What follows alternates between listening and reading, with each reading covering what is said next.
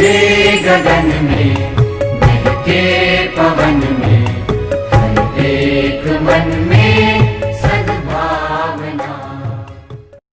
नमस्कार मित्रों, छेल्ले आपणे चैप्टर नंबर 3 प्रवाह विद्युत में अवरोध परिमाण पर कई रीते आधार राखे एना विषे चर्चा करी थी। त्यार पछी आपणे आगळ हवे इलेक्ट्रॉननो ड्रिफ्ट वेग कोने कहेवाय एनी बात करवानी है। अने ई ड्रिफ्ट वेग जेने वीडी वडे दर्शाववामां आवे एनुं सूत्र आपणे मेळववानुं है। तो आपणे भणी गया कि कोई सुवाहक होय, ई सुवाहक में विद्युत क्षेत्र न होय एटले के विद्युत क्षेत्र गैरहाजर होय त्यारे आपने खबर है त्यारे शुं परिस्थिति थाय तो कि सुवाहक एटले धातु अने धातु में मुक्त इलेक्ट्रॉन होय। आवा मुक्त इलेक्ट्रॉन मुक्त है एटले गमे ते दिशा में गति करे, अस्त व्यस्त दिशा में गति करता होय। समझवा माटे आकृति दोरूं। दाखला तरीके आ कोई सुवाहक है तो आनी अंदर धन आयनोना स्थान फिक्स ज होय, ते पोताना स्थान ऊपर नीचे दोलनो करता होय, बराबर है। परंतु पोतानुं स्थान मूकी अने जाय नहीं, परंतु इलेक्ट्रॉन तो मुक्त है एटले गमे ते दिशा में गति करता है। अमुक आ दिशा में गति करता है, अमुक आम अमुक आम अमुक आ दिशा में। विद्युत क्षेत्र गैरहाजर होय त्यारनी वात करी आपणे। शरूआतनो पहेलो प्रश्न ज्यां जोयो तो त्यारे मुक्त इलेक्ट्रॉन अस्तव्यस्त दिशा में गति करता होय। तो हवे मने जवाब आपो, विद्युत क्षेत्र नथी छतां इलेक्ट्रॉन गति करे एनुं कारण शुं? विद्युत क्षेत्र होय तो बळ लागे एटले गति तो थाय, विद्युत क्षेत्र नथी छतां गति करे एनुं एकमात्र कारण है कि तापमान, उष्मीय ऊर्जा। एटले कंईक तो तापमान होय आ सुवाहकने, અને ઈ તાપમાનને લીધે 1/2 mv² = 3/2 kBT કંઈક તાપમાનના લીધે કંઈક ગતિ ઉર્જા મળે એટલે ઇલેક્ટ્રોન અસ્તવ્યસ્ત દિશામાં ગતિ કરતા હોય। રેડી? અને આવી અસ્તવ્યસ્ત ગતિ કરે છે તેથી તેમનો સરેરાશ વેગ કેટલો થાય? 0 થાય, बराबर। आपणे बात करी थी कि अमुक जेटला इलेक्ट्रॉन आ दिशा में गति करता हो एटला आ दिशा में गति करता हो, अमुक आ दिशा में गति करे तो अमुक आ दिशा में गति करता એટલે સરેરાશ રીતે જોવા જાવ તો વેગ કેટલો થઈ જાય? 0 થઈ જાય। એટલે તો આપણે કહેતા હતા કે વિદ્યુત ક્ષેત્ર ગેરહાજર હોય ત્યારે ઈ સુવાહકના આડછેદમાંથી કોઈ ચોખ્ખો વિદ્યુત ભાર બહાર ન આવતો, કેમ કે જેટલા આમ જાય એટલે બંનેની અસર નાબૂદ થઈ જાય। એટલે આપણે એની સરેરાશ અસર 0 કહી કે સરેરાશ વેગ 0 થઈ ગયો। સમજાય છે? એટલે કહેવાનો અર્થ કે કોઈ ચોખ્ખો વિદ્યુતભાર બહાર નહોતો આવતો એટલે વિદ્યુત પ્રવાહનું વહન નહોતું થતું, સરેરાશ વેગ 0 થાય। હવે સરેરાશ વેગ દરેક ઇલેક્ટ્રોનનો વેગ સમાન હોય એવું જરૂરી નથી। દાખલા તરીકે કોઈ ઇલેક્ટ્રોનનો વેગ v1, બીજાનો વેગ v2 અને આવા n ઇલેક્ટ્રોન હોય n, ચાલો કેપિટલ n કરી નાખો, કેપિટલ n ઇલેક્ટ્રોન હોય तो दरेकनो वेग अलग अलग, जेटला वेग है वेगनो सरवाळो भांग्या n, एने सरेराश वेग कहेवाय। सरेराश वेग एने सरेराश वेग कहेवाय अने आ सरेराश वेग केवो थाय? 0 थाय। आने टेक्स्ट बुक में आवी रीते लखेलुं है सरेराश वेगनी 1/n कॉमन काढ लो, 1/n कॉमन। सरवाळो है, सरवाळाने सिग्मा लखाय, 1/n कॉमन काढ लीधुं। सरवाळो v1 v2 vn नो है, n नो नथी, n कॉमन काढ लीधा। सरवाळो क्यांथी शरू थाय तो कि 1 थी शरू थाय ने क्यां सुधी? n सुधी। कोनो सरवाळो है? कोई एक पद लखवानो है, कोई एक पद एटले v i एटले 1 2 n, बराबर।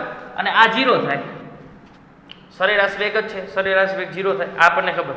हवे विचारो, आ तो विद्युत क्षेत्र गैरहाजर तो त्यारनी वात करी। विद्युत क्षेत्र हाजर होय तो जो विद्युत क्षेत्र हाजर होय तो इलेक्ट्रॉन पर आपने खबर है तो इलेक्ट्रॉन पर बळ लागे अने ते प्रवेगित थाय अने ते प्रवेगित थाय। ई प्रवेग केटलो होय चेक करवो होय तो પ્રવેગ સદિશ રાશિ એટલે હું સદિશ કરીશ તો F/m થાય F/m બળ બરાબર માં મારે પ્રવેગ જોઈએ એટલે પ્રવેગને કરતા કરી દીધા તો F કયું બળ લાગ્યું વિદ્યુત ક્ષેત્ર હાજર એટલે વિદ્યુત ક્ષેત્રને કારણે બળ એ વિદ્યુત ક્ષેત્રને કારણે બળ એટલે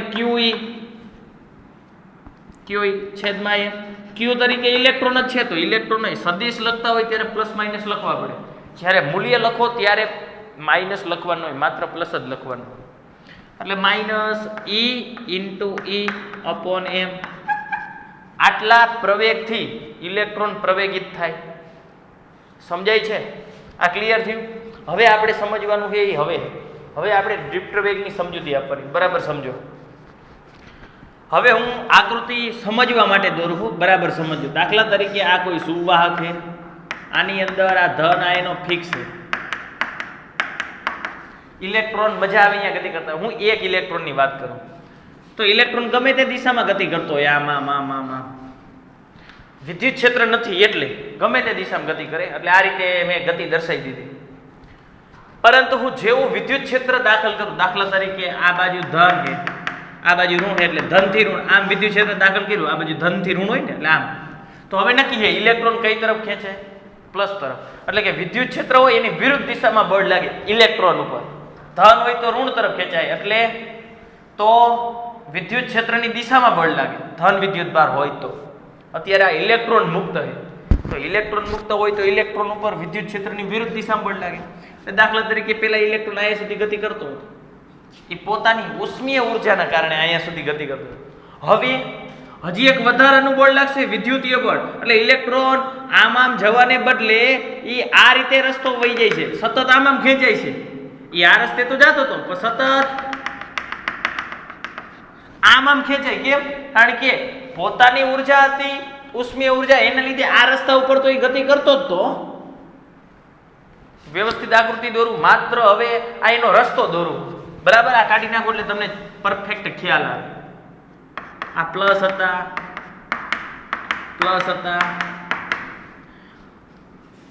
વિદ્યુત ક્ષેત્ર આ દિશામાં તો વિદ્યુત ક્ષેત્ર આ દિશામાં બરાબર એટલે આ બાજુ ધન છે આ બાજુ ઋણ છે બરાબર ઇલેક્ટ્રોન પહેલા આ રીતે ગતિ કરતો હતો ગમે તેમ એટલે મેં ગમે તેવો રસ્તો દોર્યો પોતાની ઉષ્મીય ઉર્જાને કારણે આ રીતે ગતિ કરતો જ્યારે વિદ્યુત ક્ષેત્ર નહોતું ત્યારે એ તો ખબર જ છે અસ્તવ્યસ્ત ગતિ કરતા હોય પણ વિદ્યુત ક્ષેત્ર આવે એટલે હવે તો નક્કી થઈ ગયું કે આઈડી સતત આમ જ ખેંચાય તો આમ ખેંચાય એટલે પોતાના રસ્તામાંથી પોતે સતત આમ ખેંચાતો જાય છે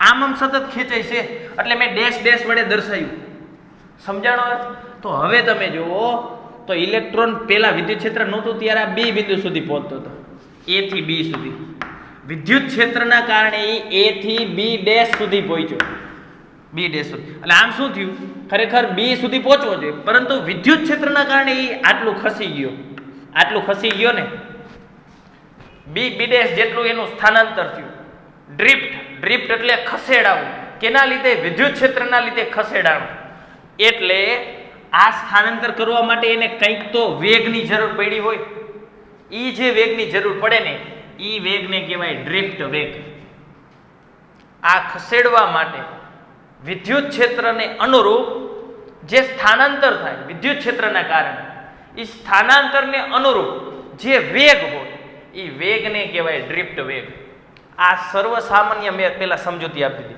હવે આપણે ટેક્સ્ટબુક આધારિત આપણે ગણતરી કરી બરાબર આ સમજાઈ ગયું ડ્રિફ્ટ એટલે ખસેડાવું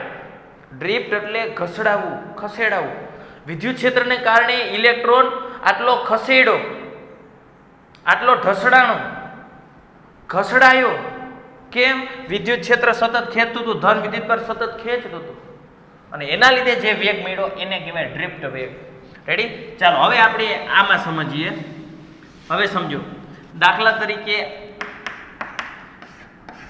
આ સુવાહક છે આ પ્લસ સમજો ઇલેક્ટ્રોન કોઈ ગતિ કરતા આ અથડા મળતો થાય ધન કારણ કે આ ધન એ સતત પોતાની જગ્યા ઉપર નીચે ગતિ કરતા અને ઇલેક્ટ્રોન તો ગમે ત્યાં ગતિ કરે એટલે ક્યારેક તો અથડામણ થાય આ અથડામણ થઈ ત્યારબાદ અથડામણ થાય ને પછી જ બધા અલગ અલગ દિશામાં જાય અમુક ઇલેક્ટ્રોન આમ જાય અમુક આ ભટકાઈને આ દિશામાં જતા હોય અમુક આ બાજુ ભટકાઈને આમ જતા હોય ગમે તે દિશામાં જતા હોય એ અથડામણ થાય ત્યાર પછીની વાત કરું.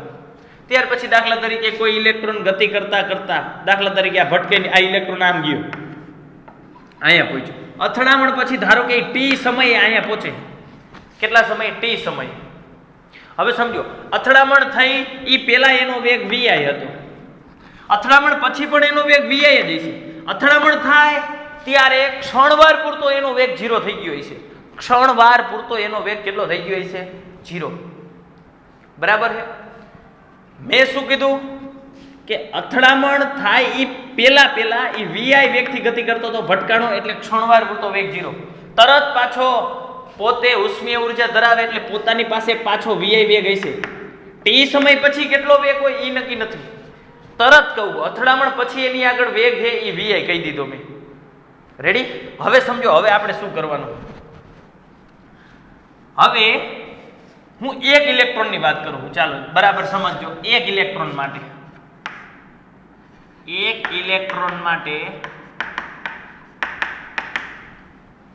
ટી સમય પછી વેગ કેટલો થાય? ટી સમય પછી વેગ, એને હું ખાલી v કહી દઉં. ટી સમય પછી જે વેગ છે, જોવો તો શરૂઆત આ સ્થિર સ્થિતિમાંથી ગતિ શરૂ કરે, શરૂઆતનો વેગ 0. સ્થિર સ્થિતિમાંથી ગતિ શરૂ કરતા હોય તો ઓલા 4 સમીકરણ આવે. રેડી? 4 સમીકરણ આવે. તેમાં પહેલું સમીકરણ v v0 at. ટી સમય પછી જ કીધું એટલે મેં ટી રાખ્યો. કમ્પ્લીટ? હવે જુઓ, v0 આ શરૂઆતનો વેગ કેટલો? અહીંયાથી હું અથડામણ પછીની વાત કરું. એક ઇલેક્ટ્રોન માટે ટી સમય પછી, એટલે અથડામણના ટી સમય પછી, આવું લખું. અથડામણના ટી સમય પછી, એટલે અથડામણ પછી ટી સમયની વાત કરું હું.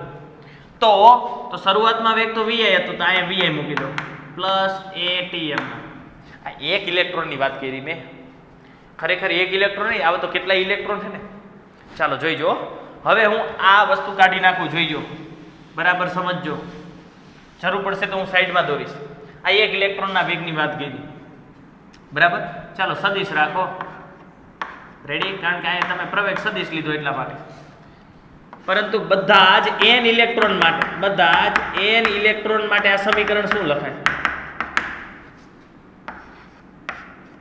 હવે જોઈજો. બધા જ n ઇલેક્ટ્રોન માટે એ બધાયના વેગને હું v કહી દઉં. vi plus at. સરેરાશ કહું. કેમ સરેરાશ? આને હું સરેરાશ કહું. કેમ સરેરાશ? સમજજો. બરાબર સમજો. અથડામણ થાય ત્યાર પછી દરેક અસ્તવ્યસ્ત દિશામાં ગતિ કરતા હોય. અથડામણ પછી અમુક આ દિશામાં જાય, અમુક આ દિશામાં જાય, અમુક આ દિશામાં જાય, આ દિશામાં જાય. અને એમનો સરેરાશ વેગ કેટલો હોય? સરેરાશ વેગ અથડામણ પછીનો તરતનો એ 0 હોય છે. એ તો આપણે પહેલા જ જોયું. અથડામણ પછીનો શરૂઆતનો સરેરાશ વેગ તો 0 હોય. તો આ કિંમત મૂકી દો. a ની કિંમત, આને સમીકરણ 1 આપી દો. તો સમીકરણ 1 ઉપરથી a ની કિંમત શું થઈ જાય? માઇનસ e છેદમાં m t. અને આ સરેરાશ કેમ લીધું? કારણ કે ઇલેક્ટ્રોન રે બધા આ અમુક આ દિશામાં જતા હોય, અમુક આમ પ્રવેગ. વિદ્યુત ક્ષેત્ર હાજર જ છે. વિદ્યુત ક્ષેત્ર હાજર જ છે. હાજર હે એટલે તો એને પ્રવેગ હે, નહીતર તો વેગ બધાયનો 0 જ હોય. ટોટલ વેગ તો 0 જ હોય. વિદ્યુત ક્ષેત્ર હાજર હે એટલે આ કયો વેગ હતો? અથડામણ પછી તરત જ બધા આમ ઇલેક્ટ્રોન અલગ અલગ દિશામાં જતા હોય, તો વેગ 0 હોય. રેડી? પણ બધા જ n ઇલેક્ટ્રોનની વાત કરું એટલે સરેરાશ વેગ તો બધાની વાત કરું એટલે હું સરેરાશ લઉં. કારણ કે અમુક આમ જતા હોય, અમુક આમ જાય. અને સરેરાશ વેગ vi તો 0 જ છે. આપણે પહેલા જ જોયું હતું. રેડી? આ સરેરાશ વેગ કંઈક મળશે. હવે સમજો ટી શું. હવે હું એક વ્યાખ્યા લખું છું. રિલેક્સેશન સમય કેને કહેવાય સમજો. એને આપણે ટાવ વડે દર્શાવશું. ટાવ. ઇલેક્ટ્રોનની 2 ક્રમિક અથડામણો વચ્ચે લાગતા સરેરાશ સમયને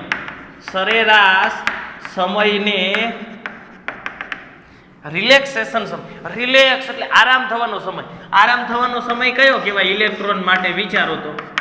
ઇલેક્ટ્રોન અહીંયા ભટકાણો, પછી અહીંથી ગતિ શરૂ કરે, પછી અહીંયા ભટકાય, તો વચ્ચે આરામ કરવાનો સમય તો આ જ થયો. આ સમયને કહેવાય રિલેક્સેશન સમય. રિલેક્સ. અહીંયા તો યુદ્ધ કરવાનું થાય, અહીંયા યુદ્ધ કરવાનું થાય. આરામ કરવાનો સમય આ થયો. આને કહેવાય રિલેક્સેશન સમય. હવે જો એટલી વસ્તુ એ નક્કી છે કે દરેક ઇલેક્ટ્રોનનો વેગ તો અલગ અલગ છે. એટલે અમુક ઇલેક્ટ્રોનને આ અથડામણ માટે, બે ક્રમિક અથડામણ માટે ઓછો સમય લાગતો હોય, તો અમુક ઇલેક્ટ્રોનને બે ક્રમિક અથડામણ માટે વધુ સમય લાગતો હોય. એટલે તો આપણે એના સરેરાશ સમય લીધો ટાવ. સમજાણો અર્થ? એટલે અમુકને વધુ સમય લાગતો હોય બે, એટલે લખવાનું કે ભાઈ અમુક ઇલેક્ટ્રોનને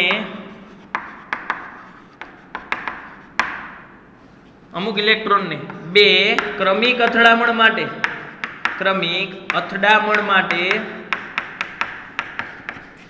ટાવ કરતા વધુ સમય લાગે, અને અમુકને ટાવ કરતા ઓછો સમય લાગે. માટે આપણે સરેરાશ ટાવ લીધેલ છે. સરેરાશ ટાવ લીધેલ છે. ખબર પડી? એટલે આપણે સરેરાશ સમય, રિલેક્સેશન સમય ટાવ લીધો. કારણ કે બે ક્રમિક અથડામણ વચ્ચે અમુકને વધુ સમય લાગે, અમુકને ઓછો સમય લાગે. બરાબર? એટલે અમુક દરેકનો સમય ટાવ જેટલો જોઈએ એવું ન હોય, દરેકનો ટાવ અલગ અલગ હોય. એટલે આપણે સરેરાશ સમય, અને આ ટી તો મેં અથડામણ પછી ટી લીધું. એક અથડામણ થાય પછી ટી સમય. હવે ટી સમય અથડામણ અનુભવતોય હોય, ન પણ અનુભવતો હોય. એવું કેમ કીધું? કારણ કે દરેક ઇલેક્ટ્રોનને અલગ અલગ સમય છે. અથડામણ પછી હું ટી સમય કહું તો એનો અર્થ અમુક ઇલેક્ટ્રોન અથડામણ પછી ટી સમયે બીજી અથડામણ કરી નાખતા હોય, અમુક ન કરતા હોય. ખબર પડી? એટલે તો મેં સરેરાશ ટાવ લઈ લીધો. ટાવ થાય એટલે તો શું થઈ ગયું? નક્કી જ થઈ ગયું કે ઇલેક્ટ્રોન અથડામણ અનુભવશે. રેડી? હવે સમજો, આ જે વી સરેરાશ મળ્યું ને એને જ આપણે શું કહીશું? ડ્રિફ્ટ વેગ. હવે ડ્રિફ્ટ વેગ શું કહેવાય મેં તમને પહેલા સમજાવ્યું, કારણ કે તમને સૂત્ર ઉપરથી ખબર ન પડે. ખરેખર શું થાય? ઇલેક્ટ્રોન આ રીતે આમ જાતો હતો, વિદ્યુત ક્ષેત્ર નહોતું ત્યારે. બરાબર? પરંતુ વિદ્યુત ક્ષેત્રના કારણે શું થતું હતું? ઇલેક્ટ્રોન સતત ને સતત એક તરફ ખેંચાણ. એટલે અહીંયાથી આટલું જે અનુરૂપ સ્થાનાંતર થયું, એ સ્થાનાંતર માટે જે ઇલેક્ટ્રોનને વેગની જરૂર પડી એને કહેવાય ડ્રિફ્ટ વેગ. એટલે આ વી સરેરાશ એટલા માટે લીધો કારણ કે એક ઇલેક્ટ્રોનની વાત નથી, બધાયની વાત કરી છે આપણે. સમગ્ર ઇલેક્ટ્રોનના સમૂહની વાત કરી, એટલે આપણે સરેરાશ લીધું હતું. ખબર પડી? એટલે આપણે લખશું અહીં આ ટાવ વેગ, સરેરાશ વેગને શું કહેવાય? ડ્રિફ્ટ વેગ. ડ્રિફ્ટ વેગની હું વ્યાખ્યા તમને લખી દઉં. અહીં વેગ સરેરાશને જ શું કહેવાય? ડ્રિફ્ટ વેગ કહે છે. ડ્રિફ્ટ વેગની વ્યાખ્યા કરવી હોય તો તમે લખી લ્યો. ડ્રિફ્ટ વેગ વીડી કોને કહેવાય? હું બોલું. વિદ્યુત ક્ષેત્રની ગેરહાજરીમાં, હવે હું આકૃતિ દોરું છું, આની આકૃતિ હવે દોરું. વિદ્યુત ક્ષેત્રની ગેરહાજરીમાં ઇલેક્ટ્રોન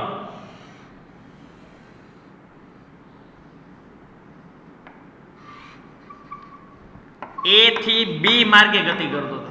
અરે ગમે તેમ ગતિ કરતો, એટલે મેં ગમે તેમ આકૃતિ દોરી, અસ્તવ્યસ્ત ગતિ કરતો, ગમે તેવી આકૃતિ દોરી. વિદ્યુત ક્ષેત્રની ગેરહાજરીમાં ઇલેક્ટ્રોન એ થી બી માર્ગે ગતિ કરતો હતો. પરંતુ વિદ્યુત ક્ષેત્રના કારણે, હવે વિદ્યુત ક્ષેત્રની દિશા હું આમ દર્શાવી દઉં. આ વિદ્યુત ક્ષેત્ર આમ, એટલે ધન છેડો આ તરફ હોય છે, ધન થી ઋણ તરફ હોય. એટલે હું દોરતો નથી કારણ કે ટેક્સ્ટ બુકમાં નથી દોરેલું આપેલું. તો વિદ્યુત ક્ષેત્રની હાજરીના કારણે આ ઇલેક્ટ્રોન એ થી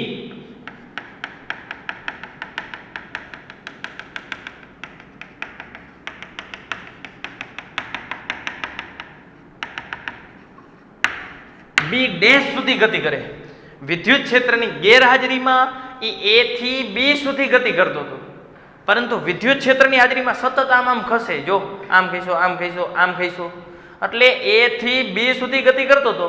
એને બદલે વિદ્યુત ક્ષેત્રની હાજરીમાં તે એ થી બી ડેશ સુધી ગતિ કરે. આમ ઇલેક્ટ્રોન વિદ્યુત ક્ષેત્રના કારણે બી થી બી ડેશ જેટલું અનુરૂપ સ્થાનાંતર થવા માટે b ડેશ જેટલું સ્થાનાંતર થવા માટે જે જરૂરી વેગ છે એ જરૂરી વેગને જ આપણે શું કહીશું?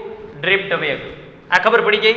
આ સૂત્રમાં મેં બધાય માટે વાત કરી એટલે બધાયનો જે સરેરાશ વેગ રહ્યો એ જ ડ્રિફ્ટ વેગ. કારણ કે આ વિદ્યુત ક્ષેત્રના કારણે જે વેગ મળે એ ડ્રિફ્ટ વેગ. આ વિદ્યુત ક્ષેત્રના કારણે આટલો વધારાનો વેગ મળ્યો એ આ વધારાનો વેગ. કારણ કે વિદ્યુત ક્ષેત્ર પહેલા જે વેગ હતો એ તો 0 જ હતો.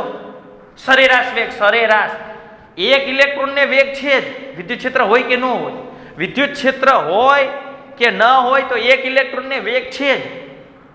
વિદ્યુત ક્ષેત્ર ન હોય તો હું બધાયની વાત કરું તો વિદ્યુત ક્ષેત્ર નથી અને બધાયની વાત કરું તો વેગ 0. કેમ? અમુક આ દિશા, અમુક આ દિશા, અમુક આ દિશા, અમુક આ દિશા એટલે વેગ 0 થઈ ગયો, સરેરાશ વેગ. ખબર પડી? એટલે આ વસ્તુ એ હતી કે વિદ્યુત ક્ષેત્ર ન હોય, વિદ્યુત ક્ષેત્ર હતું એટલે જ પ્રવેગ મેળવ્યો, એટલે જ પ્લસ AT કરવા પડે. વિદ્યુત ક્ષેત્ર ન હોય તો જે પેલા હોય એ જ વેગ તો 0 જ હતો. વિદ્યુત ક્ષેત્રના કારણે પ્રવેગ મળે, પ્રવેગી ગતિ થાય એટલે પ્રવેગી ગતિ માટે આ સમીકરણ આપણે વાપરીએ છીએ. એટલે મેં આ સમીકરણનો ઉપયોગ કર્યો. શરૂઆતનો સરેરાશ વેગ તો 0 જ છે, ત્યાર પછી વિદ્યુત ક્ષેત્રના કારણે આટલો વધારાનો વેગ મળ્યો, વધારાનો વેગ. આ તો આટલો જે વધારાનો વેગ મળ્યો એ વધારાનો વેગ એટલે ડ્રિફ્ટ વેગ. ખબર પડી? કમ્પ્લીટ. તો શું લખશો? ડ્રિફ્ટ વેગની વ્યાખ્યા ફરીવાર. વિદ્યુત ક્ષેત્રના કારણે વિદ્યુત ક્ષેત્રની ગેરહાજરીમાં ઇલેક્ટ્રોન A થી B માર્ગે ગતિ કરતો હતો, પરંતુ વિદ્યુત ક્ષેત્રની હાજરીના લીધે ઇલેક્ટ્રોન A થી B ડેશ માર્ગે ગતિ કરે છે. આમ ઇલેક્ટ્રોન B ડેશ જેટલું સ્થાનાંતર કરવા માટે એને જે જરૂરી વેગ છે એ જરૂરી વેગને આપણે શું કહીશું? ડ્રિફ્ટ વેગ. એટલે ભાઈ વેગ જ છે એટલે એનો એકમ મીટર પર સેકન્ડ જ આવે. પારિમાણિક સૂત્ર તમને આવડી જાય. કમ્પ્લીટ. આ ખબર પડી? એટલે ડ્રિફ્ટ એટલે ઘસડાઈને સ્થાનાંતર થાય. કેમ ઘસડાઈને સ્થાનાંતર થાય? માત્ર ને માત્ર વિદ્યુત ક્ષેત્રના કારણે. વિદ્યુત ક્ષેત્ર ન હોત તો A થી B માર્ગે જ ગતિ કરે, અને વિદ્યુત ક્ષેત્ર ન હોય તો સરેરાશ વેગ 0 થઈ જાય. શું વિદ્યુત ક્ષેત્ર ન હોય તો ઇલેક્ટ્રોનને વેગ નથી? છે પરંતુ અસ્તવ્યસ્ત છે. ટોટલ વેગ કહું તો વિદ્યુત ક્ષેત્ર નથી અને ટોટલ વેગ કહું તો 0. બરાબર? ખબર પડી જાય આટલું? તો આ હતું આપણું ડ્રિફ્ટ વેગ, અને ડ્રિફ્ટ વેગનું આ મળ્યું આપણને સૂત્ર. આ સદિશ સ્વરૂપે મળ્યું. માત્ર મૂલ્ય સ્વરૂપે જોતું હોય તો અહીં લખી નાખો VD આ સદિશ બરાબર આટલું મળ્યું માઇનસ EE ના છેદમાં M, અને T ને જ આપણે ટાઉ કહી દીધો. પેલા આ કોઈ પણ બિંદુએ પહોંચવા માટે હતું, મતલબ આવી રીતે હતું. બરાબર? તો આપણે શું લીધો તો આ સમય કયો લીધો તો? અથડામણ પછી T સમય લીધો. આપણે પછી શું કર્યું કે ઇલેક્ટ્રોનની બીજી અથડામણ થાય ને અહીંયાથી અહીંયા સુધી એ સમયને ટાઉ કહી દે, એટલે T ની જગ્યાએ ટાઉ મૂકી દીધો. અને એ એક થી બીજી જગ્યાએ પહોંચે એ સુધીના સમયને જ આપણે ડ્રિફ્ટ વેગ કહી. બરાબર? કે ભાઈ B થી B ડેશ સુધી પહોંચ્યો તો એને અનુરૂપ જે વેગની જરૂર પડી એને ડ્રિફ્ટ વેગ. અને મૂલ્ય સ્વરૂપે લખવું હોય તો VD બરાબર E upon M into tau. આ પ્રવેગ છે, પ્રવેગ ઇન્ટુ સમય એટલે વેગ. રેડી? ખબર પડી? જો આ પ્રવેગ છે E into E upon M. આ ખબર પડી ગઈ? તો આ હતું ડ્રિફ્ટ વેગનું સૂત્ર. એકદમ ક્લિયર થઈ ગયું. આ એક આકૃતિ આવશે આમાં, બીજી એક આકૃતિ દોરવાની નથી. ડ્રિફ્ટ વેગની મેં વ્યાખ્યા લખાવી લખવાની. કમ્પ્લીટ. એકદમ સરળ છે. પેલા એક ઇલેક્ટ્રોન માટે વેગ લખ્યો તો આટલો હતો. બધા જ એક ઇલેક્ટ્રોન માટે વેગ લખું તો સરેરાશ લખાય, કારણ કે બધા અસ્તવ્યસ્ત દિશામાં ગતિ કરતા હોય, સરેરાશ લે. પરંતુ આ શરૂઆતનો હોય, ઇનિશિયલ શરૂઆતનો, એટલે વિદ્યુત ક્ષેત્ર નહોતું ત્યારે તો 0 હોય.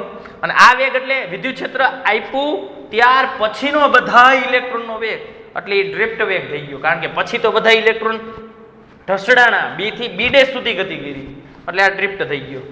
કમ્પ્લીટ. ક્લિયર થઈ ગયું? તો ચાલો આના પછીનો આપણે આગળનો પ્રશ્ન જોઈએ. ખૂબ IMP પ્રશ્ન છે, કાઢી નાખું આ. રેડી?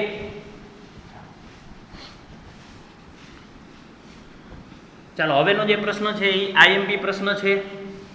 બરાબર? જોઈએ આપણે IMP પ્રશ્ન શું કહેવા માંગે.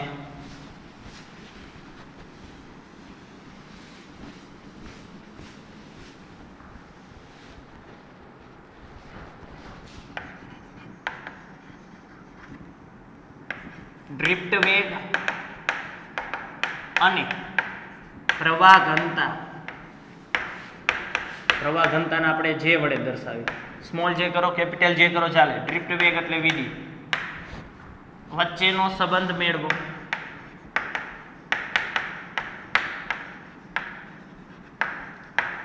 સંબંધ મેળવી અવરોધકતા અને વાહકતાના સૂત્ર મેળવો, એટલે સિગ્મા અને રો ના સૂત્ર મેળવો.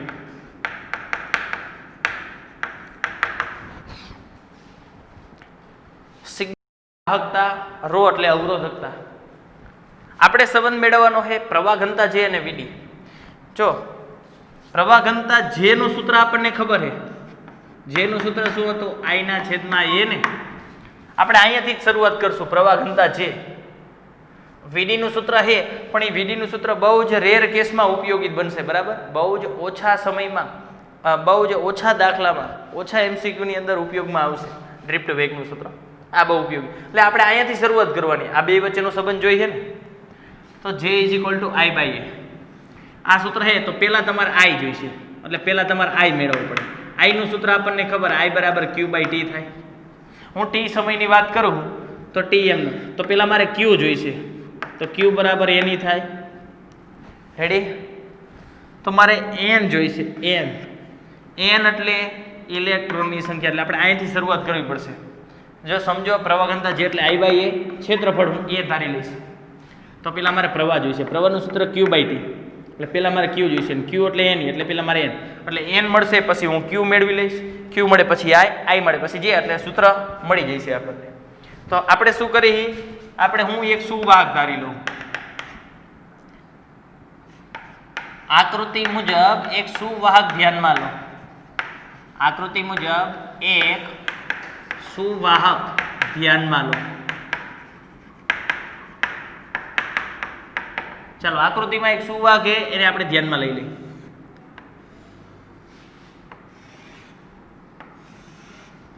આ એક સુવાહક છે, બરાબર, કે જેની લંબાઈ Δx જેટલી છે. એની લંબાઈ કેટલી? Δx જેટલી. અને એના આડછેદનું ક્ષેત્રફળ A જેટલું છે. કે જેની લંબાઈ Δx અને આડછેદનું ક્ષેત્રફળ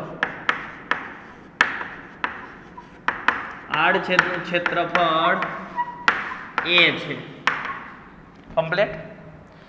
જેમાં વિદ્યુત ક્ષેત્ર દાખલ કરેલું છે.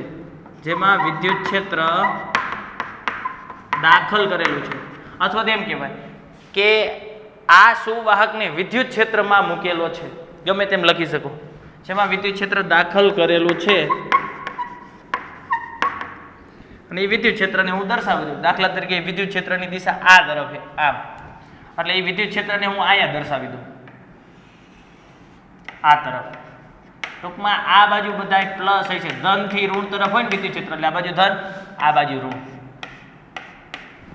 ખબર પડી? ધન થી ઋણ તરફ વિદ્યુત ક્ષેત્ર Δx જેટલું. હવે સમજો આપણે શું કરવાનું. આપણે પહેલા આપણે N મેળવવાનો. આનું જે સંબંધ છે ને J અને VD નો, એ સંબંધ આવો હોય, J = NeVD. J = NeVD, આવો સંબંધ. એટલે આપણે J નું સૂત્ર જાણીએ એટલે J થી શરૂઆત કરી. I ના છેદમાં I. પહેલા મારે I મેળવવો પડશે. ક્ષેત્રફળ તો એ ધાર લીધું છે આપણે. I = Q/T. T એટલે આપણે કહી દઈશું Δt જેટલા સમયમાં કોઈ ઇલેક્ટ્રોન અહીંથી અહીંયા કે અહીંયાથી એક છેડેથી બીજા છેડા સુધી પહોંચે. તો પહેલા આપણે N એટલે ઇલેક્ટ્રોનની સંખ્યા ધારવી પડશે. એટલે આપણે I થી શરૂઆત કરશું. ધારો કે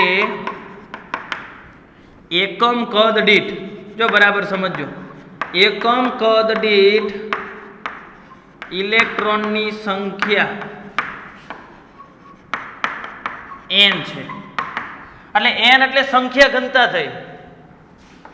સંખ્યા ઘનતા કોને કહેવાય? સમજો, સંખ્યા ઘનતા એટલે સંખ્યાના છેદમાં કદ.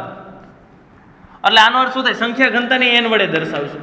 સંખ્યા ઘનતાને આપણે શેના વડે દર્શાવશું? N વડે. તો એકમ કદમાં રહેલી સંખ્યાને શું કહેવાય? સંખ્યા ઘનતા. હા, તો મેં એમ તો લખ્યું, એકમ કદમાં ઇલેક્ટ્રોનની સંખ્યા, એને જ સંખ્યા ઘનતા. એટલે N એટલે સંખ્યા ઘનતા થઈ. સંખ્યા ઘનતાને એકમ હોય? હા હોય. શું હોય? પ્રતિ મીટર ઘન. પ્રતિ એટલે છેદમાં. સંખ્યાનો એકમ ન હોય, પરંતુ આને એકમ હોય. એટલે હવે આ સૂત્રમાં જે n આવશે એ સંખ્યા નથી, સંખ્યા ઘનતા છે, ખાસ યાદ રાખજો. એટલે એકમ કદ દીઠ ઇલેક્ટ્રોનની સંખ્યા ધારી લીધી, કારણ કે આટલામાં કેટલા ઇલેક્ટ્રોન એ નક્કી ન કરીએ, પરંતુ આવું તો ધારીએ કે ભાઈ એકમ કદ હોય તો એમાં ધારો કે n જેટલા ઇલેક્ટ્રોન છે તો આખામાં કેટલા આવશે એ આપણે નક્કી કરી શકીશું. ખબર પડી? સમજાણો અર્થ? ચાલો, તો એકમ કદમાં ધારી લીધું. ખરેખર આનું કદ કેવડું છે? આ સુવાહકનું કદ એટલે આ ક્ષેત્રફળમાં લંબાઈ ગુણ્યા પહોળાઈ આવી ગયું, લંબાઈ ગુણ્યા પહોળાઈ આવી ગયું ગુણ્યા ઊંચાઈ, લંબાઈ ગુણ્યા પહોળાઈ ગુણ્યા ઊંચાઈ એટલે કદ થઈ ગયું. તો ખરેખર કેવડું કદ થયું? તો કે સમગ્ર કદ. સમગ્ર કદ એટલે કેવડું કદ? તો કે a × ડેલ્ટા x જેટલું કદ થયું, લંબાઈ ગુણ્યા પહોળાઈ ગુણ્યા ઊંચાઈ. આ સમગ્ર કદમાં ઇલેક્ટ્રોનની સંખ્યા કેટલી? ચાલો, તો કુલ ઇલેક્ટ્રોનની સંખ્યા મળી જશે. ચાલો, કુલ ઇલેક્ટ્રોનની સંખ્યા તો કેટલી થાય? કરો ક્રોસ ગુણાકાર. a × ડેલ્ટા x × n છેદમાં એકમ કદ એટલે એક નો લખો ચાલે, a × delta x × n. Ready? આટલી ખબર પડી ગઈ? ચાલો હવે જુઓ તો આપણને કુલ ઇલેક્ટ્રોનની સંખ્યા મળી જાય. આ ઇલેક્ટ્રોનની સંખ્યા છે, બરાબર? તો હવે મારે વિદ્યુતભાર મેળવવો હોય તો આમાં જે n આવે ઇલેક્ટ્રોનની સંખ્યા, આ ઇલેક્ટ્રોનની સંખ્યા ગુણ્યા e આવે. આમાં જે n છે એ તો આપણી સંખ્યા ઘનતા છે, બરાબર? આ સૂત્રમાં આપણે ઇલેક્ટ્રોનની સંખ્યા જોઈએ એટલે આપણે સંખ્યા મેળવી, ઇલેક્ટ્રોનની સંખ્યા મળી ગઈ આટલી છે. આમાં n રહ્યો એ સંખ્યા ઘનતા, એટલે ઇલેક્ટ્રોનની સંખ્યાનું કંઈ નામ નથી આપતો. કુલ ઇલેક્ટ્રોનની સંખ્યા આ આટલી. આ તો ઇલેક્ટ્રોનની સંખ્યા મળી જાય એટલે વિદ્યુતભાર મળશે. તો આપણે લખશું આ આડછેદમાંથી પસાર થતો, આડછેદમાંથી પસાર થતો કુલ વિદ્યુતભાર, એને આપણે Q કહી દઈએ. Q બરાબર શું થાય? ઇલેક્ટ્રોનની સંખ્યા ગુણ્યા E થાય. ચાલો તો લખ નાખો, ઇલેક્ટ્રોનની સંખ્યા ગુણ્યા E. તો ઇલેક્ટ્રોનની સંખ્યા એટલે મળી ગઈ આપણને a ડેલ્ટા x × n, સમીકરણ 1. a delta x × n × e, કારણ કે સમીકરણ 1 ઉપરથી રેડી q મળી ગયા. ચાલો તો q મળી જાય તો વિદ્યુત પ્રવાહ મળશે. તો વિદ્યુત પ્રવાહ મેળવી લ્યો. તો આપણે શું લખશું? તો આપણે લખશું ડેલ્ટા t સમય રાખી, કારણ કે ટેક્સ્ટ બુકમાં ડેલ્ટા t સમય લખ્યું. કારણ કે અહીંયા ઇલેક્ટ્રોન હોય, જો વિદ્યુત ક્ષેત્ર આવે એટલે ઇલેક્ટ્રોન અહીંયા હોય તો ધન તરફ આગળ થાય, એટલે અહીંયાથી આટલું અંતર કાપવું પડશે. એટલે આ આડછેદમાંથી બહાર નીકળે તો જ પ્રવાહ રચાય, તો જ પ્રવાહ રચાય. કારણ કે વિદ્યુત ક્ષેત્ર છે એટલે પ્રવાહ રચાય છે. વિદ્યુત ક્ષેત્ર હોય તો જ પ્રવાહ રચાય. ખબર પડી? ફરીવાર ઇલેક્ટ્રોન અહીંયા તો ધન તરફ ખેંચે એટલે અહીંયાથી આટલું અંતર કાપશે ડેલ્ટા x જેટલું. પણ આપણે ધારી લઈશું અહીં ડેલ્ટા t જેટલા સમયમાં રચાતો વિદ્યુત પ્રવાહ એટલે I બરાબર શું થઈ જાય? q/ડેલ્ટા t. સૂત્ર ઈ જ છે. ચાલો, q ની કિંમત આપને મળી ગઈ. q ની કિંમત ક્યાં ગઈ? I રહી. a delta x n e છેદમાં ડેલ્ટા t. હા, I મળી ગયો. કમ્પ્લીટ. I મળી ગયો. તો હવે જે મળી જાય, ચાલો તો હવે લખશું. હવે વિદ્યુત પ્રવાહ ઘનતા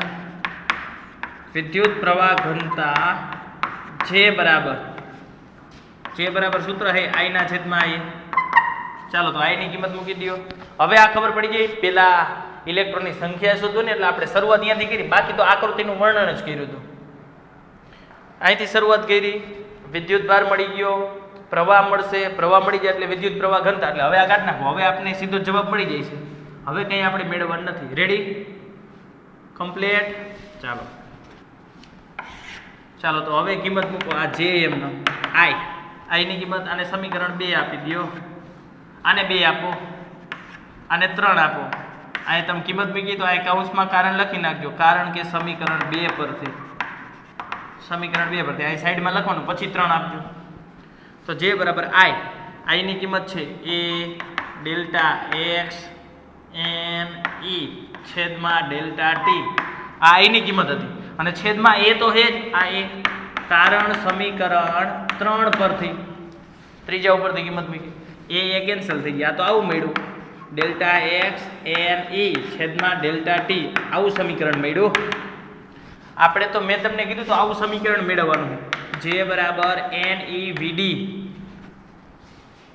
હવે આમાં એન ઈ વીડી ક્યાં મેળવશે જોવો તો એન ઈ તો આવી ગયા, આટલાને વેગ કહેવાય કે ન કહેવાય જોવો તો. ડેલ્ટા એક્સ જેટલું અંતર કાપ્યું ડેલ્ટા ટી જેટલા સમયમાં, પણ એને ડ્રિફ્ટ વેગ જ કેમ કહેવાય? કારણ કે વિદ્યુત ક્ષેત્ર છે. જો વિદ્યુત ક્ષેત્રને કારણે અહીંયા જે ઇલેક્ટ્રોન છે ઘસડીને આમ આવશે, ઘસડાઈને ડેલ્ટા એક્સ જેટલું અંતર કાપશે.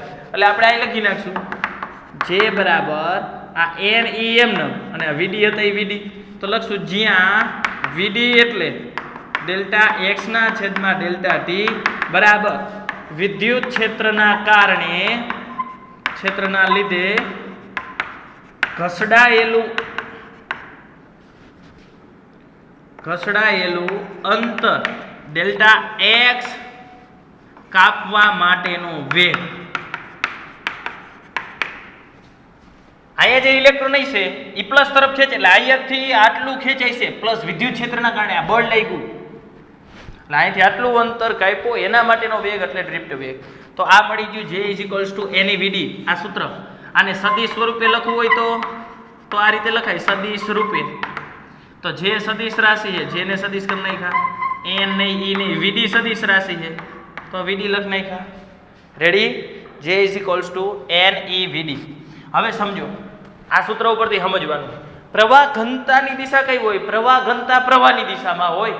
સવારે જ વાત કરી હતી આપણે આગળના લેક્ચરમાં જ કે પ્રવાહ ઘનતા કઈ દિશામાં હોય? પ્રવાહની દિશામાં હોય. વિદ્યુત પ્રવાહ કઈ દિશામાં હોય એ ખબર છે? વિદ્યુત પ્રવાહ ધોરણ 10 માં તમારા આવી ગયું છે. વિદ્યુત પ્રવાહની દિશા ઇલેક્ટ્રોનની ગતિની વિરુદ્ધ દિશામાં હોય, અથવા ધન વિદ્યુતભાર જે દિશામાં ગતિ કરે એ દિશામાં હોય. આને રૈવાજિક પ્રવાહની દિશા કહેવાય. રૈવાજિક પ્રવાહ એટલે રિવાજ પ્રમાણ. અત્યાર સુધી આ રિવાજ આવેલો આવ્યો હોય. શું રિવાજ છે? ઇલેક્ટ્રોન જે દિશામાં ગતિ કરે એની જે વિરુદ્ધ દિશા હોય એ પ્રવાહની દિશા, અથવા ધન વિદ્યુતભાર જે દિશામાં ગતિ કરે એ જ પ્રવાહની દિશા. કોઈ પણ એક દિશા અપનાવવાની, અને દિશા આ જ અપનાવો, ઇલેક્ટ્રોનની વિરુદ્ધ દિશા. હવે અહીં વિચારો ઇલેક્ટ્રોન કઈ દિશામાં ગતિ કરી? આમ.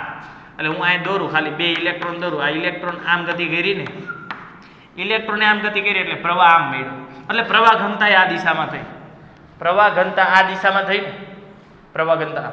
તો ડ્રિફ્ટ વેગ કઈ દિશામાં થયો? ડ્રિફ્ટ વેગ એટલે ઇલેક્ટ્રોનનો વેગ જે દિશામાં, ઇલેક્ટ્રોને આમ ગતિ કરી એટલે ડ્રિફ્ટ વેગ આમ થયો, પ્રવાહ આમ થયો, અને પ્રવાહ ઘનતા આમ બે વિરુદ્ધ થઈ. તો અહીંયા માઇનસ આવે. કેમ માઇનસ આવે? તો હમણાં જ મેં તમને કીધું. શું કીધું? કે જ્યારે તમે સદિશ લખો ને ત્યારે પ્લસ માઇનસ લખાય. જો ઇલેક્ટ્રોન હે તો વિદ્યુત ભાર માઇનસ હોય એટલે માઇનસ. અને આમ વિચારો બીજી રીતે કે ડ્રિફ્ટ વેગ આ દિશામાં થયો. જો ઇલેક્ટ્રોન આમ ગતિ કરી એટલે વેગ આ દિશામાં, અને પ્રવાહ ઘનતા આમ થઈ, કારણ કે ઇલેક્ટ્રોન ગતિ કરે એની વિરુદ્ધ દિશામાં એટલે પ્રવાહ આમ થયો. પ્રવાહ આમ થાય તો પ્રવાહ ઘનતા આમ અને ડ્રિફ્ટ વેગ આમ, બે વિરુદ્ધ દિશામાં એટલે માઇનસ. હજી વ્યાપક સ્વરૂપે લખવું હોય સૂત્ર, વ્યાપક સ્વરૂપે તો આમ લખાય. વ્યાપક રૂપે જે બરાબર એન ક્યુ વીડી, એન ક્યુ વીડી સદિશ સ્વરૂપે. હવે ક્યુ જેવો હોય એવો મૂકવાનો. ધન હોય તો ધન, ઋણ હોય તો ઋણ. હવે જો દાખલા તરીકે આ તો આ ઇલેક્ટ્રોનને ગતિ કરી, બાકી દાખલા તરીકે જો ધન વિદ્યુતભાર ગતિ કરે, ધન અહીં નીચે વિધાન લખવાનું, જો ધન વિદ્યુતભાર ગતિ કરે તો ધન મૂકો તો આ પ્લસ આવે. પ્લસ આવે એનો અર્થ શું થયો? જે અને વીડી બે એક દિશામાં. વિચાર, ધન વિદ્યુતભાર હોત તો કઈ તરફ ગતિ કરે? આ ઋણ ગતિ કરી એની જગ્યાએ ધન હોત તો આમ ગતિ કરે જ ને, ઋણ તરફ. તો આ તરફ ધન ગતિ કરે એટલે ડ્રિફ્ટ વેગ આમ થયો, ડ્રિફ્ટ વેગ આમ. વિદ્યુત પ્રવાહ કઈ દિશામાં હોય? ધન જે દિશામાં ગતિ કરે ને એ દિશામાં વિદ્યુત પ્રવાહ. તો ધન આમ ગતિ કરે એટલે પ્રવાહ આમ જ થાય. સાહેબ તમે હમણાં વિરુદ્ધ દિશા કીધી. એ ઇલેક્ટ્રોનની એટલે કે ઋણ વિદ્યુતભારની વિરુદ્ધ દિશામાં પ્રવાહ હોય. પ્રવાહની દિશા બે રીતે બોલાય. હું બે રીતે બોલી શકું. હું પૂર્વ તરફ મોઢું રાખીને ઊભો છું એમ પણ બોલાય, અથવા હું એમ પણ બોલી શકું હું પશ્ચિમની વિરુદ્ધ દિશામાં મોઢું રાખીને ઊભો છું તો એ મારી પરિસ્થિતિ તો આ જ થાય, જે તરફ છું એ જ તરફ. તો આનો અર્થ જ એવો થયો, ધન જે દિશામાં ગતિ કરે એ દિશા એટલે વિદ્યુત પ્રવાહ, અથવા ઇલેક્ટ્રોન જે દિશામાં ગતિ કરે એની વિરુદ્ધ દિશા એટલે વિદ્યુત પ્રવાહ. કમ્પ્લીટ. એટલે એક લાઈન યાદ રાખો, ઇલેક્ટ્રોનની વિરુદ્ધ દિશા એટલે વિદ્યુત પ્રવાહ. તો ઇલેક્ટ્રોન આમ ગતિ કરતા એટલે પ્રવાહ આમ જ થાય. ધન વિદ્યુત ભારે આમ જ ગતિ કરતા હોય એટલે ડ્રિફ્ટ વેગ અને જે બે એક દિશામાં થયા. એટલે આ વિધાન લખવાનું, જો પ્લસ ક્યુ વિદ્યુત ભાર હોય તો જે અને વીડી બે એક દિશામાં થાય. જો માઇનસ ક્યુ વિદ્યુત ભાર હોય તો જે અને વીડી બેની દિશા કેવી થાય? પરસ્પર વિરુદ્ધ થાય. અહીંયા તમારો આ પ્રશ્ન અહીંયા સુધીનો પૂરો થાય. જે અને વીડી વચ્ચેનો સંબંધ મેળવો. અહીંયા એકદમ સરળ પ્રશ્ન, કંઈ યાદ રાખવા જેવું છે જ નહીં. તમને જે અને વીડીનો સંબંધ કીધો ને, તમને જેનું સૂત્ર આવડે, હું આ ટૂંકમાં સારાંશ લખી દઉં હું એટલે લખતા આવડે. જેનું સૂત્ર આવડે ને લખો, આઈના છેદને સાઈડમાં લખી નાખો પહેલા. તો ક્ષેત્રફળ તો એ ધાર લઈશું, ક્ષેત્રફળ એ ધાર. કારણ કે સુવાહકમાં જે ડ્રિફ્ટ વેગ હોય, કારણ કે સુવાહકમાં વિદ્યુત ક્ષેત્ર તમે આપો, સુવાહક ને વિદ્યુત ક્ષેત્ર, તો એની અંદર પ્રવાહ રચાય. એટલે સુવાહક જ લેવાનો હતો. તો આઈ પહેલા શોધવો પડે. આઈ એટલે ક્યુ બાય ટી. ટી જેટલો સમય એટલે ડેલ્ટા ટી સમય લઈ લીધો તો ક્યુ શોધવો પડે. ક્યુ એટલે ઇલેક્ટ્રોનની સંખ્યા ગુણ્યા ઈ, એન ઈ. પણ આમાં એન એટલે ઇલેક્ટ્રોનની સંખ્યા હોય આ સૂત્રમાં. આપણે જે આ સૂત્રમાં એન આવે છે એ સંખ્યા ઘનતા છે, ખાસ યાદ રાખશું, સંખ્યા ઘનતા. બરાબર? રેડી? એટલે પહેલા આપણે ઇલેક્ટ્રોનની સંખ્યાથી શરૂઆત કરવી પડે. એટલે અહીંયા ધાર્યું કે એકમ કદમાં ઇલેક્ટ્રોનની સંખ્યા એન. તો ખરેખર કેવડું કદ છે આનું? a into delta x. લંબાઈ ગુણ્યા પહોળાઈ આમાં આવી ગયા, ગુણ્યા ઊંચાઈ a ઇન્ટુ ડેલ્ટા એક્સ. એમાં ઇલેક્ટ્રોનની સંખ્યા કેટલી? તો આટલી મળી. ઇલેક્ટ્રોનની સંખ્યા મળી જાય તો વિદ્યુતભાર શોધી લ્યો.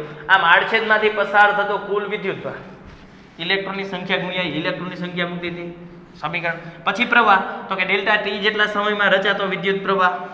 પ્રવાહ મળી ગયો. પછી વિદ્યુત પ્રવાહ ઘનતા, જે એમાં વીડી નહોતા આવ્યા. વીડી એટલે ડેલ્ટા એક્સ ના છેદમાં અંતરના છેદમાં સમય એટલે વેગ જ થયો. પરંતુ આ ડ્રિફ્ટ વેગ થાય કારણ કે વિદ્યુત ક્ષેત્રના કારણે ગતિ કરી, ખઈસો એટલે વીડી. વીડી એટલે શું? વિદ્યુત ક્ષેત્રના લીધે જે ઘસડાયેલું જે ડેલ્ટા એક્સ અંતર છે એ અંતર કાપવા માટેનો વેગ એટલે ડ્રિફ્ટ વેગ. અને એને સદિશ સ્વરૂપે લખ્યા તો આ રીતે આવ્યું. વ્યાપક રૂપે લખવું હોય તો ખાલી ક્યુ લખાય. ક્યુ એટલે કોઈ પણ હોઈ શકે, ધન કે ઋણ. આપણા કેસમાં તો ઇલેક્ટ્રોન જ ગતિ કરે એટલે આપણે જે ઇઝ ઇક્વલ ટુ NVD સૂત્ર આવ્યું. બરાબર? અને છેલ્લે આ બે વિધાન કમ્પ્લીટ થઈ ગયું. હજી આપણે સિગ્મા અને રો ના સૂત્ર બાકી છે, એ હવે મેળવી. વચ્ચેનો સંબંધ મેળવો ત્યાર પછી સિગ્મા અને રો ના સૂત્ર હવે આ કાઢી નાખું. બરાબર? ચાલો જોઈજો હવે.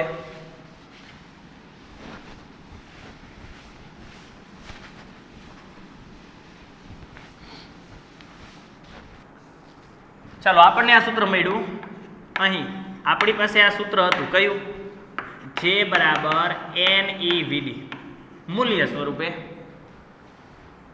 તો આપણે સિગ્મા અને રો જોઈએ. તો આપણે છેલ્લા લેક્ચરમાં જોયું એવું એક સૂત્ર છે કે જેમાં સિગ્મા અને રો આવતા હોય આમાંથી. હા, જેનું સૂત્ર યાદ કરો, ઓહમનો નિયમ સદિશ સ્વરૂપે. ઓહમનો નિયમ સદિશ સ્વરૂપે J = સિગ્મા E. આ સૂત્ર આપણે મેળવ્યું. બરાબર? તો ચાલો જે ની જગ્યાએ મૂકી શકું સિગ્મા E બરાબર NE. અને VD ની હું કિંમત મૂકી શકું. વિદ્યુત ડ્રિફ્ટ વેગની કિંમત સૂત્ર આપણે છે આના આગળના પ્રશ્નમાં મેળવું. તો ડ્રિફ્ટ વેગ બરાબર શું હતું? પ્રવેગ ગુણ્યા સમય, પણ રિલેક્સેશન સમય. અને પ્રવેગ એટલે F/m. F એટલે QE. QE છેદમાં m ઇન્ટુ ટાઉ. પરંતુ ઇલેક્ટ્રોન હોય એટલે આપણે -e લેતા હતા. -e લેવાની જરૂર નથી કારણ કે મૂલ્ય છે, મૂલ્યમાં માઇનસ ન લેવાનું. E into E m into tau. આ ડ્રિફ્ટ વેગનું સૂત્ર છે છેલ્લે તાર્યું તો એ મૂલ્ય સ્વરૂપે. ડાયરેક્ટ આવડે તો ડાયરેક્ટ, નહીંતર આવી રીતે સમજી અને બે સ્ટેપ થાય. ખબર પડી? વેગ એટલે પ્રવેગ ગુણ્યા સમય. કારણ કે પ્રવેગ બરાબર શું થાય? વેગ છેદમાં સમય થાય. એટલે આમ લઈ ગયા ટાઉ ને. એ એટલે F/m. F બરાબર માં ઉપરથી F એટલે QE. QE પણ Q એટલે ઇલેક્ટ્રોન. ચાલો તો મૂકી દો. ડ્રિફ્ટ વેગનું સૂત્ર શું થઈ ગયું? E into E/m into tau. કૌંસમાં કારણ લખવું પડશે કારણ કે જે બરાબર સિગ્મા E તથા VD બરાબર E ટાઉ અપોન m. આટલી કિંમત મૂકી આપણે. કમ્પ્લીટ. ચાલો જુઓ તો હવે શું થાય છે. જુઓ તો એ કેન્સલ થઈ ગયા બે બાજુથી. તો આવું સૂત્ર મળ્યું સિગ્મા બરાબર n e એટલે e square tau upon m. તો સિગ્મા જે ધાતુમાં અથવા ધાતુ અથવા સુવાહક, કારણ કે આ સુવાહક જ હતું, સુવાહકમાં જ વિદ્યુત ક્ષેત્ર રાખો ત્યારે જ પ્રવાહ પસાર થાય. તો જે ધાતુ અથવા તો સુવાહક માટે વાહકતાનું સૂત્ર છે, વાહકતાનું સૂત્ર છે. અને અવરોધકતાનું કહેતો તો આપણને ખબર છે. હવે સિગ્મા બરાબર 1/ρ થાય, ρ ને કરતા કરતી તો ρ બરાબર 1/σ. સિગ્માનું જે સૂત્ર છે એ મૂકી દો. સિગ્માની જગ્યાએ n સ્ક્વેર ટાઉ એના છેદમાં m, પણ m ઉપર આવતા રહ્યા. તો આ થઈ ગયું ρ નું સૂત્ર અવરોધકતા. જે ધાતુ માટે એટલે કે સુવાહક માટે અવરોધકતાનું સૂત્ર છે. ખબર પડી? એટલે આ બે સૂત્ર ખાસ યાદ રાખવાના. આના આધારે દર વખતે જીનીટ ગુજકેટમાં એક એમસીક્યુ ફરજિયાત આપે અને દરેક વખતે વિદ્યાર્થીઓ ભૂલ કરીને આવે જ છે. તો એના માટે હું આવતા લેક્ચરમાં એને કેવી રીતે યાદ રાખવો એ એમસીક્યુ પૂછાય છે એને વ્યવસ્થિત રીતે એના એમસીક્યુ 1-2 લઈશ અને વ્યવસ્થિત રીતે આપણે એને યાદ રાખીશું. બરાબર? એટલે આ સૂત્ર દાખલા ગણવામાં પણ કામ લાગશે, એટલે ખાસ યાદ રાખવાના છે. બરાબર? m એટલે ઇલેક્ટ્રોનનું દળ, e એટલે ઇલેક્ટ્રોનનો વિદ્યુતભાર, n એટલે સંખ્યા ઘનતા, ટાવ એટલે રિલેક્સેશન સમય, સિગ્મા એટલે વાહકતા, ρ એટલે અવરોધકતા. કમ્પ્લીટ. જો તમને સંબંધ મેળવો, જે અને વીડી વચ્ચેનો સંબંધ મેળવો, તો તમારે છેલ્લે અહીંયા સુધી જ ગણતરી કરવાની થાય. પરંતુ આગળ પૂછેલું હોય કે સિગ્મા અને અવરોધકતા એટલે કે વાહકતા અને અવરોધકતાના સૂત્ર મેળવો, તો આગળ આ 3-4 સ્ટેપ તમારે કરવાના થશે. ખબર પડી જાય આટલી સંપૂર્ણપણે. આ જે પ્રશ્ન રહ્યો એ મોસ્ટ આઈએમપી પ્રશ્ન હતો. ડ્રિફ્ટ વેગ અને પ્રવાહ ઘનતા વચ્ચેનો સંબંધ મેળવો. કમ્પ્લીટ. તો બાકીની ચર્ચા આપણે આગળના લેક્ચરમાં કરીશું.